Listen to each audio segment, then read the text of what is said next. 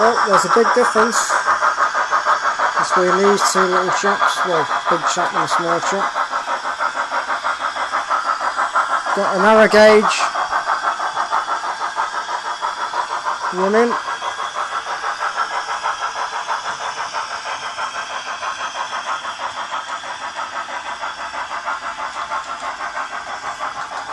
I'm just installing, again, I've done this in the past, the NOCH figures.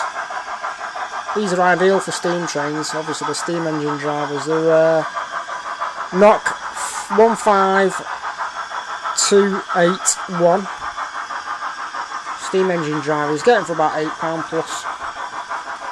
They're ideal because they're left-handed and right-handed, so you can have them sticking out the cab, hanging out the cab, like on the Class 76 I've just done. And of course you've got to cut them to seat the cab, cut the legs off, because this has got sound on board. I've had to trim his legs right off. But yeah, they really look good. So I'm going to put a couple in this Fleischmann engine as well. But yeah, I picked up a pretty interesting wagon. I got it a while back. I have it running around my layout and it measures the distance each train's travelled. Average speed, average distance, you can reset it. How much kilometres of track you've got in HO scale or miles. I'll just stop this a minute, because the actual wagon is on this train. Let's move it forward a bit.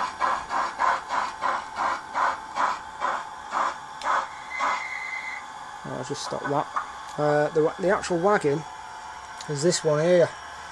I'll just pull it off. It's a Fleischmann digital tacho wagon. Now, this is quite an unusual wagon. Comes in a box like that, 5555. Comes with quite a lot of instructions because it really is a very unusual wagon. You can do your average speed of the train that's just travelled, the average mileage of that train that's just travelled in kilometres or miles. You can do the top speed of any train that's ran. You can reset all this. You can actually take this off. It's similar to what you have on a bike. So you got your tripometer. This particular train or wagon has ran 107 kilometres since the last reset. Average speed of 23.44 kilometres an hour on that particular train that's just been running. This wagon has been running for 4 hours, 34 minutes, etc. Maximum speed reached of this wagon is 190 kilometres an hour. That was when it was attached to an high speed train. It's just a really interesting wagon, and they're quite rare to come by. It's got your onboard clock, real-time clock, and it works via taking a reading off the axle. There's two wires and sensors that connect to the axle, and that gives the information to this. It's just a really unusual wagon, but I managed to pick one up brand new off eBay again, and to actually get one of these are quite rare to come across. But it is a very interesting wagon if you want to suss out how many kilometres of track you've got, etc., or how long it takes in HO scale or whatever from for a train to reach point A to point B. Really is good. Another tip, I've just been mixing up some glue because I've been doing a bit of gravel, spraying the p.v.a. on gravel. The stuff I normally use is Woodland Scenics, and this stuff is really expensive for what it is, £5.50 for that. So what I do, I'll just get a normal builder's 1 litre p.v.a. and I'll put what you do, you measure it out using a mixing be using mixing, this is not p.v.a. and that's in here, but you put say 50% in of the actual p.v.a. glue, 50% water, and give it a really good shake. Add a couple of drops of washing up liquid, that makes it bind better and makes it easier to work with. Give it a good shake, then put what you've mixed up into here, which I have done.